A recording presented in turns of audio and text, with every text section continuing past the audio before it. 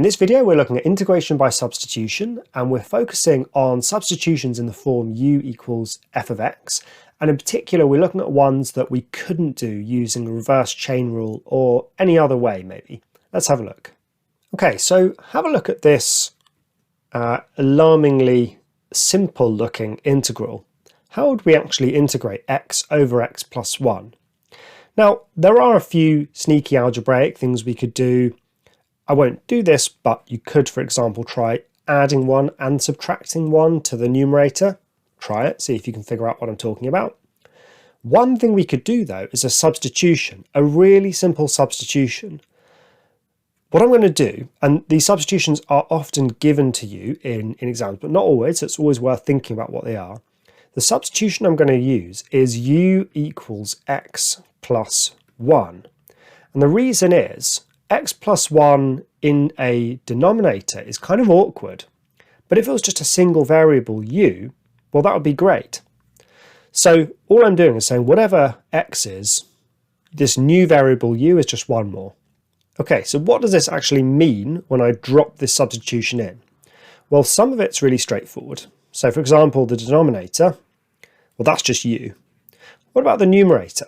Well, what is x in terms of u? Well, x is clearly just u minus 1, right? That's obvious. I just subtract 1 from both sides, and that's what x is. So I've got u minus 1 here. Now, I need to be integrating with respect to u and not x, so I need to figure out what is dx. And what you saw in the last video is that we find that by differentiating. If I do du by dx, well, I just get 1 over here. So that means that du just is the same as dx. So I can just replace my dx there with a du, and it's not going to change my answer. Okay, this is actually much easier to integrate because I can very easily just split it up into two fractions. U over u is 1 minus 1 over u, which is just 1 over u. And now here's something that I can integrate. So the integral of 1 with respect to u is u, and the integral of minus 1 over u is just minus ln u. And we have a plus c as well. All I need to do now is drop in my substitution. It wasn't u, it was x plus 1. So what I get is x plus 1 minus ln of x plus 1 plus c. And the only thing I'll do to neaten this up to make it perfect is we really don't need a plus 1 there because the plus c takes care of that. Plus c is plus any constant, so no need to have plus 1s lurking around. So I'll just have x minus ln of x plus 1 plus c. Okay, so that's how we can use a substitution, a really simple one in this case, to turn a kind of awkward integral into a pretty standard one. Let's have a look at some more cases. All right, we're going to try to integrate x plus 2 over the square root of x plus 1. This, I would suggest, is really, really difficult to do without a substitution. But with a substitution, it's just going to turn it into something we could have done a year ago. Check this out. So the thing that's causing me grief here is that I've got the square root of x plus 1. If it was just the square root of a single term, that would make life way easier. So once again, I'm just going to use this really easy substitution, u equals x plus 1. Because look how that transforms this integral. The denominator just becomes the square root of u. Now what's x plus 2? Well, if x plus 1 is u, well, u plus 1 is x plus 2. So on the numerator here, it's just u plus 1. All right. What next? Well, dx, I need to be integrating with respect to u, not x, so I can find that by just differentiating. Du by dx is 1 again, so that means that du is dx. We always have to check that because very often that's not the case. But for now, I just replace dx by du because they're the same. Okay, can we integrate this? Sure we can, because look, u over the square root of u is just u to the 1 divided by u to the half, which is u to the half. And then 1 over u to the half is u to the minus a half. And so there's a nice standard integral for us. Power goes up to 3 over 2, and then we divide by the new power. And then here, the power goes up to a half, and we divide by that new power, which gives us a 2. All right, so there's my answer, but let's just have that in terms of x and not c. So that's 2/3, and then what have we got? Well, it's x plus 1 to the 3 over 2 plus 2x plus 1 to the half.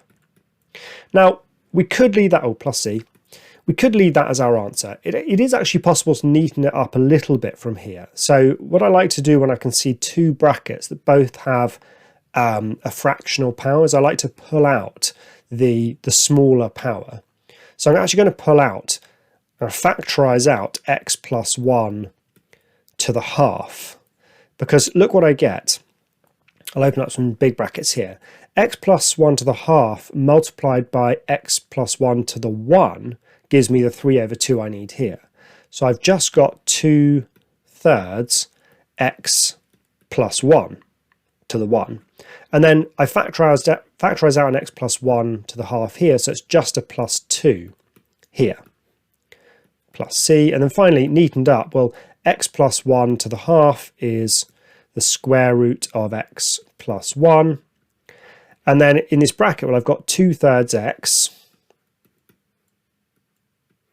and then I've got plus 2/3 plus 2. So, well, that's 2 2/3 if you like, or 8/3. So I'll put 8/3 and plus c. So that's a kind of prettier way of giving the answer, but this is totally correct, this one here. Okay, so there's another example of a very simple substitution, u equals x plus 1, which reduced an impossible integral to one that was actually not too bad. Okay, one more here. So this one says, use the substitution u equals cos x plus 1 to evaluate this, which is sin x cos x plus 1 cubed. Okay, so as always, we're going to start by just subbing in what we can and then differentiating the substitution to figure out what the dx is. So what have I got? Well, I've got sin x. I'm kind of stuck with that for now. Cos x I could easily express in terms of u, because look, cos x is just u minus 1. So that's u minus 1. And then cos x plus 1, well, that's just u, and it's u cubed. And then we'll figure out what dx is. So what I do is I sweep through, applying all the substitutions where I can. If I can't easily, like sin x, I just leave it, and I'm hoping that the dx sorts things out. Let's see if it does. It will. Du by dx, I differentiate this, and the derivative of cos x is minus sin x. So I want to find dx, so I flip this upside down. Dx by du is minus 1 over sin x. I call it cosec x, but to be honest, I can see that this is going to cancel with the sin x here, so I'm just going to call it minus 1 over sin x.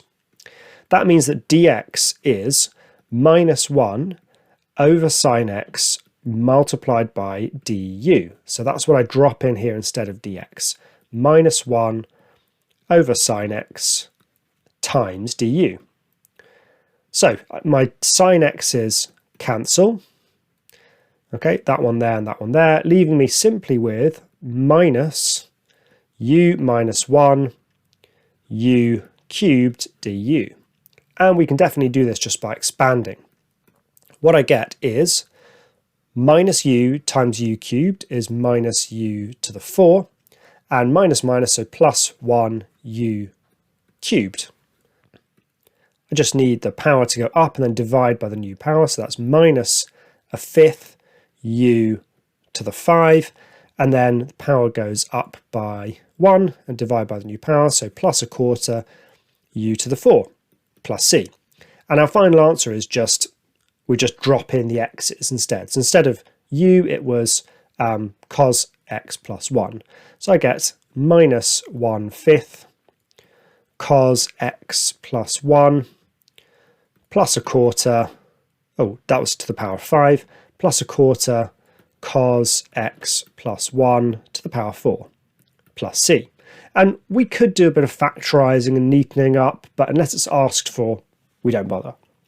Okay, so that is the second integration by substitution video. That substitutions are the form u equals f of x. Hope you've enjoyed seeing how we can integrate some new and challenging functions.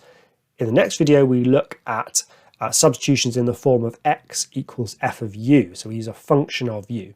I'll see you there.